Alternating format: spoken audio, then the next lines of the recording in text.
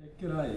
This video is about efficient work holding, and a lot of it's around your workbench, and how you make your workbench is quite personal, and you'll set it up to suit the type of work you're doing.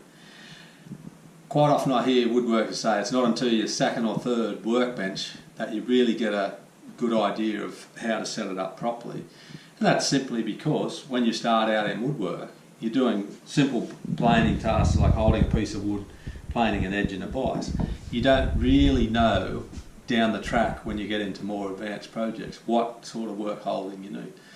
So sometimes it's just experience that brings you to the point where you know where to place your dog holes, where to put your vices, what height your workbench needs to be, what type of vise you need. So we're going to look at how I set up my third workbench, shown here, for furniture making, specifically for that, and we'll go through vices you need for basic planing like this, through to vices and holdfasts that you need to, if you want to make a carcass like this here using hand planes. There is quite advanced work holding required to do that efficiently. So that stack of timber there is for a bedside table with drawers, and this is the basic prototype. So hopefully you'll find this video very useful when you go to set up your bench. You might be able to, instead of getting to your third bench, you might get to your second bench and get it right. When I started out, like most people, you start out with the wrong bench, at the wrong height, with the wrong vise, and it costs you time and money. And also it can be quite hard on your body. If your work isn't up at the right height, you start to get a sore back. And also you're not working efficiently because your hands aren't in the right place to push your scrapers or your chisels straight and accurately. Once I learned what I needed and put the correct vices on my bench, had my bench at the correct height, all of a sudden I became a lot more efficient. And I estimate today with a proper vise for plane making, it saves me at least 30 minutes a day. If you do the sums on that, you very quickly pay for a good bench and a good vise to do specific work that you're going to do. Furniture making is different to plane making, so your requirements would be different. My hobby is making furniture, and because I'm self-employed, I have limited time to do it. So when I do it, I want to be really efficient at it, but still enjoy it. So what I've learnt with plane making, with work holding, I've transferred those good practices into what I do with furniture making. And I'm just going to go through the important aspects of that. First of all, it's your bench. It's an underrated tool, but it's the tool in your workshop that needs to be right, and you need to personalise it. This bench, this fine specimen here, is made by Dunstan Design, who makes chairs and tables and other nice furniture. But I got him to make it to a certain height, width and length. Now this bench is 1800 long, 650 millimetres wide, and the thickness at the top is 65 mil thick. So it's self-supporting, it doesn't need any support under the top. It's thick enough to accommodate holdfasts, and it's very solid. It's not going to move when you're planing or whatever you're doing, sawing. So your particular type of furniture making, you maybe want something a little bit longer, or your height may be different to mine, depending on how tall you are. And I'm going to go through some essential criteria for a bench shortly. One of the things that's really important is the height of your bench, which is different for everyone because we're different heights. Essentially, if you were to stand where you would be planing, put a typical thickness piece of wood, I've got a 1-inch board or a 25mm board here. If you put your knuckle down on that board and hold your wrist there, that is very close to the perfect height. Now I'll explain why that is, and it's really important because tool makers around the world go to a lot of trouble to shape tool handles for tools that are used at the correct bench height. Now I'm just going to do two very simple examples. One is a tote handle plane. Now, the makers lean that tote handle to a position which will transfer your power from your upper body down through your forearm with straight wrist to the blade. Now, your most powerful part of your hand is here. That then sits against this tote handle, and that's why it's shaped as such. If you look at the power from my upper body down through my arm, the straight line goes to the right to the blade, which is where you want your power. Similarly, when you look at a saw handle or a tenon saw handle, it's shaped very similar to your tote handle because it's designed to be used at bench height.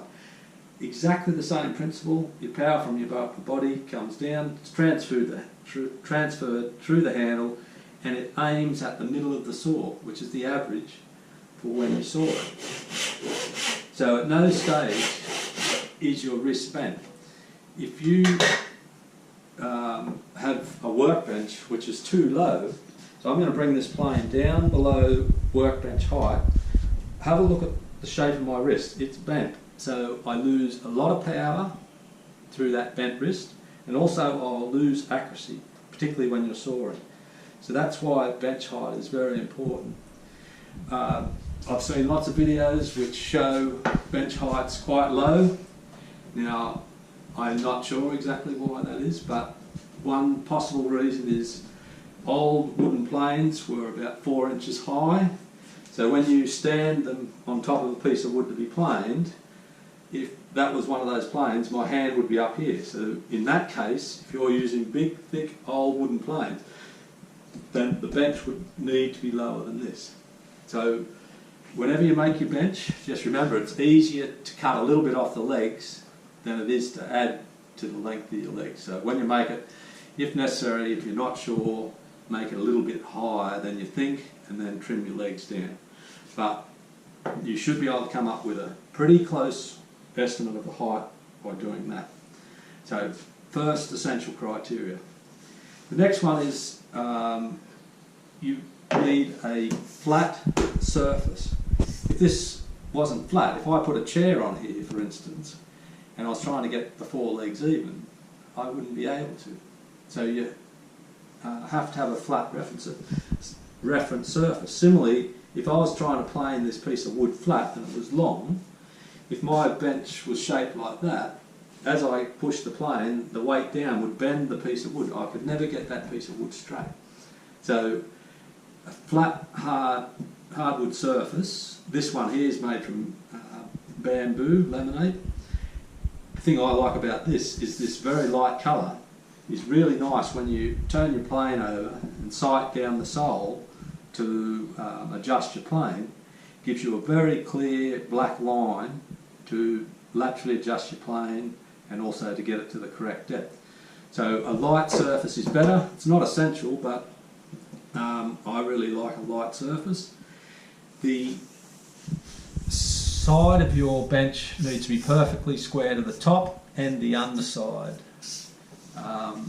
That's important, so when you go to mount your vices, the vice, if it doesn't have a back jaw, it will pull up squarely to the edge of your bench. And use the side of the bench as the jaw. I like the leg there as well. It gives additional support for holding things. So that's the way I like to do it. It's not essential again, but you'll find it very useful. The next thing is if you only doing really basic woodwork to start with, and you start off with a front vise and you don't have a tail vise, a simple planing stock like this can be very useful. So you put your piece of wood, take this one out of the, right, you can actually plane that piece of wood flat by just planing it there. Very simple method, and I used this for a long time. Then I moved on to tail vise because I wanted to do joinery with planes.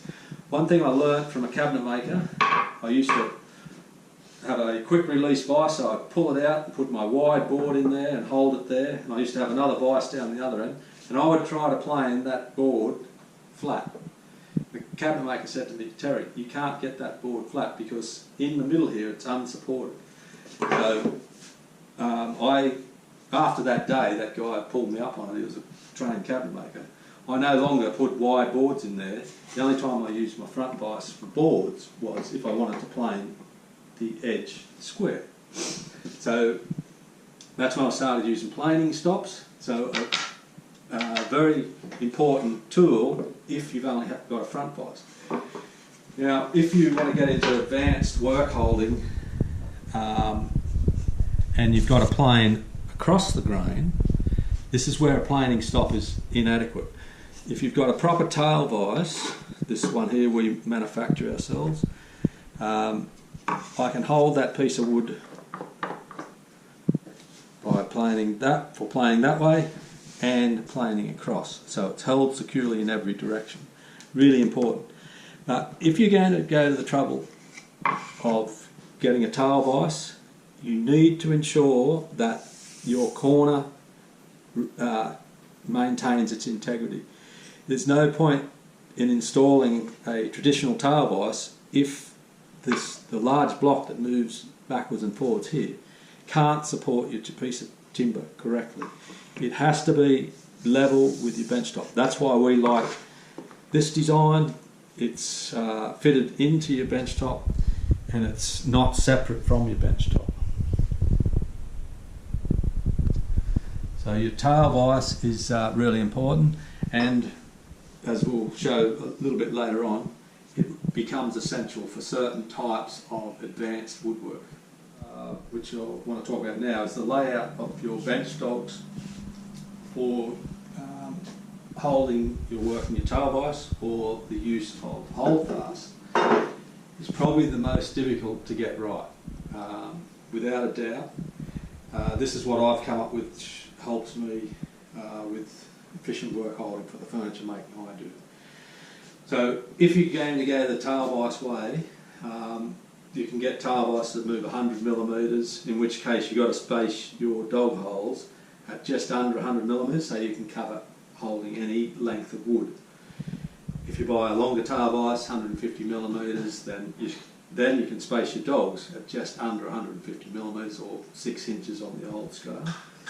So that's important, but the position that you put your dogs from the edge of the bench is quite difficult to get right. Now, through my experience, I like 75 millimetres.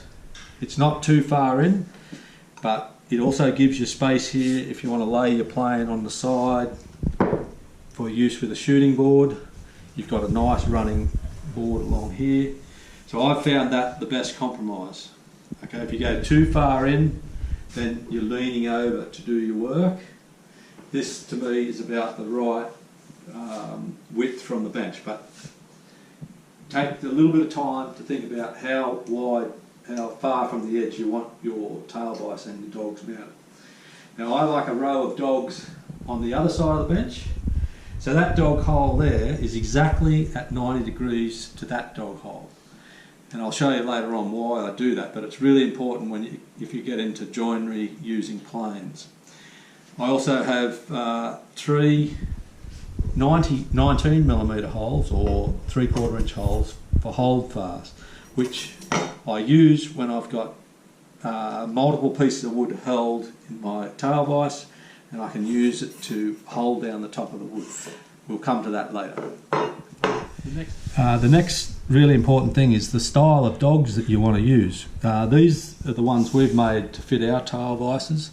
They range from 1mm, 3mm, 6mm, 12 and 19mm, and we also make a wooden one for holding pieces of wood where you don't want to leave a mark. Say it's a finished piece of wood, you just want to hold it but not put any sort of mark in the wood. The most common size we use for work holding is the 1/4 inch. It does most things, but there are sometimes you need a taller one. But what is really good about these dogs is these very low profile dogs. If you have to plane veneers, they are far superior to any other type of dogs that I've seen. And I'm just going to do a quick demo of what it can do for you. Now with veneers, you do not want to apply too much pressure, or if I put a lot of pressure on there, it'll just bow the wood. Just enough to hold it from moving. And I'll just take a swipe to show you how efficient this is. Right, the dog is below, it's a 1mm dog, and I'm planing probably a 1 to 2mm thick veneer, as you can see. Held that perfectly to get it straight and flat. So the advantage of having the correct size dog, and also the shape of these, actually I'll show you on a, we lean the dog back on the face, and we also put a curve in the dog so that you have like a spur, and that's with little pressure you can hold something really nicely. So your selection of dogs and the type of dog that you use is really important for efficient work holding.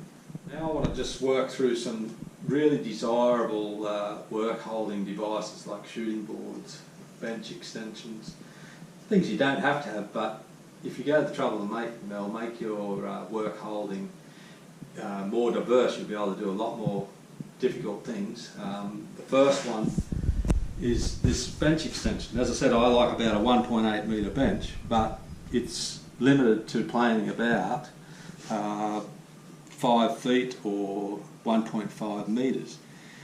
You know, some projects that I've done, I've needed to hold a piece of wood up to 2.5 metres long. If you have a look at this board here, it's this was for a crown moulding for a cabinet, or it's going to be a crown moulding for a cabinet. So two things, I had to plane it nice and flat, and also square to the edge, and along that edge it had to be nice and straight. So the only way to hold this was using this bench extension. If you come along over here and have a look, it's just simply a piece of wood shaped, which is held in your front vise, which extends the length of your bench, and it has a simple leg to hold it straight. So as long as you get that in line with your bench, you've just not doubled the capacity of bench, but added a third of the capacity to the length of wood that you can plane in your bench. Really simple gadget that can make your life easier for planing long pieces of wood. I've got to plane an edge, and it's a long piece of wood. I can't really just put it in the vise and expect it to hold it, all right? But in conjunction with a front vise here and a simple holdfast in the leg of my bench with a simple piece of wood, and that height of that is the same height that it sits in the front vise. So I can very easily put that in, give that a light tap, do my front vise up. Now I've got a very solid way of planing a nice edge, and it's supported all the way through. So another very simple device for helping you with work holding. Very useful shop-made tools that I extensively use when I'm making furniture are shooting boards. This is a bench hook type shooting board. Just put it against your bench and plain end grain, for instance. Or you can do short pieces of wood plain along there. You can also hold it with your, if it's moving around a bit, you could hold it with your front vise. Very handy tool for getting perfectly square ends, and also if you're doing mortise and tenon work, your sawing, or your tenon work with a shoulder plane. Very useful tool, and highly recommend a short shooting board. The next one is, I call it just a medium shooting board, but it's used in conjunction with your tail vise. It has two brass dogs on the underside, which line up with your dogs on your bench. So you just line them up, and that board sits flat. This is a piece of form ply for concrete work, but whatever machine makes it it's bloody straight and flat. So that front edge must be perfectly straight along its length for this to work, and it needs to be parallel, which form ply is. Now you can use it for quite a few different things. Part of this bedside table that I'm making, I've got to join these 4 pieces of wood together to form the top. So very simply I put each one in. Now the little short dog which fits in the shooting board, and I bring my tail dog up there. Now if I have a little bit of overhang here, right, when I lay my plane on its side, I can plane the edge of that perfectly square and perfectly straight in its length. When that part of the plane hits the edge of the shooting board, it stops cutting, and that edge there will be perfectly square that way and perfectly straight that way. And you put your next one on and the next one, and very quickly you've formed a complete top for your cabinet. You can do up to about 1.2 metres with this board. You can see this longer one here. I don't use it all that often, but if I've got to join long pieces of wood together, I certainly do use it, and it's used in conjunction with the bench extension that I showed you before. I can join up to 2.5 metre long pieces of wood using that long shooting board, which has the same principle as this. Another very good use for this short shooting board is if you've got a plain veneers, like the edge of veneer I'm talking about. So I showed you how to do the top just on your normal tar vise setup. But if you want to join veneers perfectly, this is a great tool for doing it. Now this is 1 to 2 mil thick veneer, but you could probably do right down to the thinnest veneer. Say you wanted to join the pieces together, you could probably put 3 or 4 layers in there. Take a thicker piece of wood to go on the top, and using a holdfast, remember I said I strategically placed these, you could hold that down, so you're not really, in this case you're not really using your tail vise, you're using your holdfast to hold your very thin pieces of veneer down, and then you shoot the edge, so you get the perfect joints for veneering. So this board has quite a few uses, and yeah, I wouldn't be without this medium-sized shooting board for making furniture. It's very, very efficient at joining pieces of wood together to make tops and for your veneering work. And as I said, if you need longer pieces, then your longer shooting board becomes really important. And you may not need a long one, or you may not need a medium one. Once again, you've got to think about the type of work that you're doing to customise your work holding aids, if you want to call it that. Yeah, part of the efficiency of work holding comes down to your planning. Now, if you just have a look at the components here, I've got drawer fronts, I've got part of the carcass there, part of the carcass there, the 4 posts for the carcass, drawer sides and backs. I've got the top, skirting board, sides to the cabinet. And as you can see, lots of them are the same length and size. So if you have to plane, for instance, and this depends on whether you want to plane all your inside components, it's up to you. I generally do. These parts of the carcass, if you have to plane a side after where it's been machined, you just want to take the machine marks off. One pass there, you can quickly rotate it in the job, plane, rotate, plane. Right. And same for all these other components. They're all the same length. So when you're working your tail vise, rather than go from this length to another length and then back to the shorter length, batch these sizes up, which a lot of people probably already do, but it's it can speed up the process quite significantly. Same if you're using a short shooting board to plane the ends. You have them all sitting here, ready, playing. Get that one done, do that, and then go through the whole lot all at once. Can save you significant time. The drawers that we're making for this, this is an old drawer we take to the show all the time, so it's a bit knocked around, but you may be able to see the joint here, which is formed with moving fillister and a dado plane. Quite a simple joint, but very neat and very, very strong. This box gets knocked around. So yeah, that joint requires me to hold things in the vise here. So while I've got the vise set at that width, I'll go through and do all the drawer fronts. And then you'll get your drawer sides, and same thing, you might have to do a joint there, or it could be upheld with your tail vise. So just try to keep everything in batches and move through the job in a logical sequence. This is getting into the more advanced side of work holding that I was talking about before, where I'm going to use planes to do joints like this. See this dovetail joint there? The female part was done using a dado plane and a side rebate.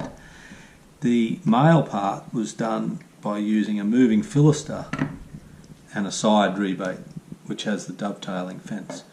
So I can produce that joint all around the carcass on all the different levels by ganging up. So this part here, the female, is a gang of 8 pieces of wood, which I'll show you a bit more about in a second. I'm not actually going to do the joint, but I'm going to show you the work holding side of it. This part here, which is basically the drawer runner and has the male part of the dovetail, that's these 8 pieces here. Alright, so, and these are the 4 posts which hold the different levels of the carcass together for the drawers. And as you can see, I've lined these pieces up, and if you can imagine a dado plane, it takes the trench out set to a certain depth. Then this side rebate with the dovetailing fence can then dovetail one side of it, and that then holds each one of these levels using that joint there into the post of the bedside table. So to do these sort of things, this is where your tail vise comes into it in conjunction with a holdfast. So to do the female part of it, female part of the dovetail, which is that part here, what I do is I get a straight piece of wood, and remembering what I said early on, these 2 dog holes are at 90 degrees to the bench. So if I push, this is a scrap piece of wood, so if I push all my 8 pieces hard up against that, put a straight edge along here, make sure they're all level, essentially those pieces of wood are in the correct position to plane straight. I'll then tighten my the tail vise up. Now you've got to make sure that's nice and level. If it's not, you would, these pieces of wood have been through the thicknesser. But if they're not perfect, I'll then just run a hand plane over that to just get it right, so they're all even. Then mark out where I want my dado, and then I'll use a piece of wood like this as my guide. But first of all, I want to lock those down. Right, so you can see nothing can move here while I'm doing my joinery. And then I'll lay my fence across here, cut my dovetail, cut my dado. Once the dado's done, then I can run my dovetailing plane in there as well to complete the female part of the dovetail. Now, in a later video, we're going to actually go through how to do this, but it's not part of this work holding video. Take that off, undo your vise, and then you would turn around and do the other end to form the 2 female dovetail parts. Then you would bring your next pieces in, which is your 8 male parts of the joint, same procedure. And you can see by ganging things up, I'm making 8 joints at a go as I set this up. Every time I set it up, I'm doing 8 joints. Right, so make sure they're nice and square. Still using this piece of wood to line everything up.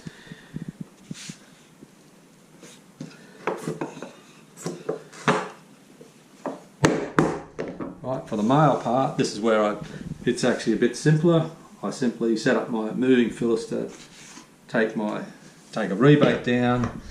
Once the rebate's done, and then I use my dovetail plane to finish this part of the joint here. Right, and they're all very simple measurements, and we'll go through that in another video of actually doing the joinery. Right, take them out, and similarly you could put your 4 posts in and do that job. So you can see very quickly how using planes could be is very efficient at making carcasses, but you have to have this very good setup with your work holding. Drawer side, same sort of thing. I can put 2 drawer sides in here. These haven't been cut to length yet, and do my joinery on those as well, which all will come out in the next video, and we'll see how that works. So yeah, as I said, just recapping, setting your workbench up for basic planing is one thing, but when you're going to do advanced work holding for using planes for joinery, then you have to really think it through. And this is simply how the method I've came up with over the years, and as you can see, it's quite simple, but the dog holes need to be in the right place. You have to have a tail vise that's set up in the right place. So nothing about it is real difficult, but you have to think it through when you're building your workbench to get this right. So I hope that's helped you with your woodwork.